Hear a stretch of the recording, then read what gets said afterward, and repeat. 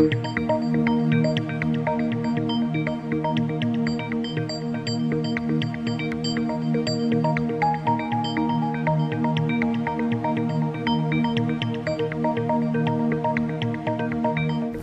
que, dans ces conditions, en ne mentionnant pas expressis verbis, s'agissant du décompte des mandats présidentiels, que ceux exécutés sous l'empire de la précédente Constitution doivent être pris en compte pour l'application de l'article 55, il ne peut être sérieusement fait grief au président de la République sortant, se fondant sur ce nouveau départ de la vie politique et institutionnelle, de prétendre briguer un nouveau mandat.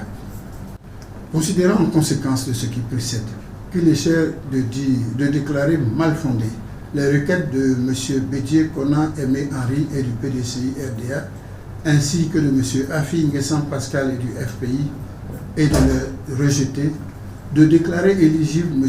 Alassane Ouattara et de l'inscrire sur la liste définitive des candidats à l'élection du président de la République du 31 octobre 2020. La liste définitive des candidats à l'élection du président de la République du 31 octobre 2020 est arrêtée ainsi qu'il suit. 1. Alassane Ouattara. 2. Afi Nguessan Pascal. 3. Bédier Konan Aimé Henry. 4. Kouadio Konan Bertin.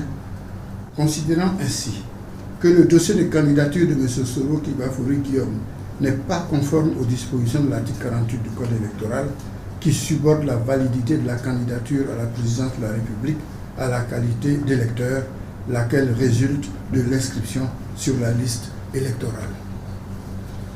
Qu'il s'ensuit que la candidature de M. Solo Kibafouri Guillaume doit être déclarée irrecevable.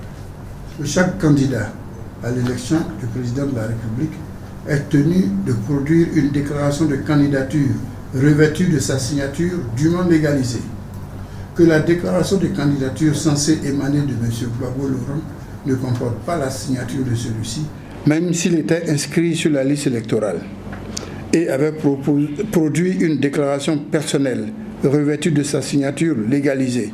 La candidature de M. Gbagbo Laurent à l'élection du président de la République du 31 octobre 2020 demeurerait irrégulière en ce que, membre de droit du Conseil constitutionnel en tant qu'ancien président de la République et conformément aux dispositions de l'article 50 du Code électoral, il aurait dû renoncer de manière expresse à sa qualité de membre du Conseil constitutionnel au moins 6 mois avant la date du premier tour du scrutin, soit le 30 avril 2020.